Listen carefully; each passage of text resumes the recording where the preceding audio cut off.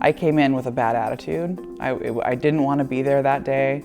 I didn't want to participate in the professional development. I had, 47 other things going on, and I came in just in the worst headspace.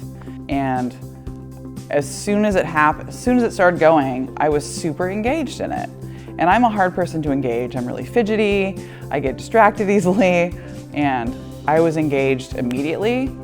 And I was super into the design process, and after our last sort of breakaway, I really wanted to get it. I wanted to get it into the classroom. I was teaching freshmen for the first time, and we were doing Romeo and Juliet.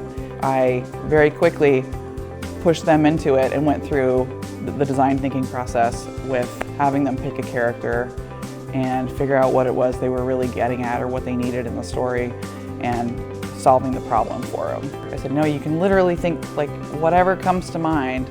I'd throw out ideas like money is no object, technology is no object. Like, how would Romeo get to Juliet if he had everything at his disposal? And there were helicopters and hoverboards, and they really got to be creative. And I saw them just talking, and I was just like, this is so cool.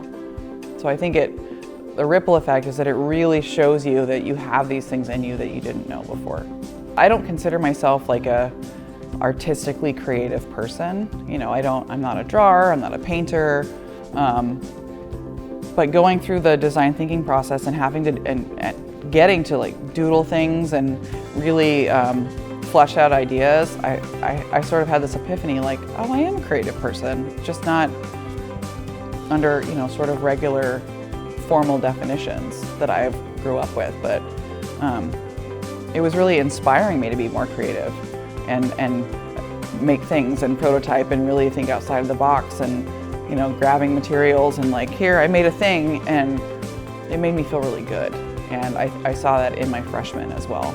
If a hard to engage learner like myself can be like instantly into it, then imagine what it can do for students in the classroom that are hard to engage.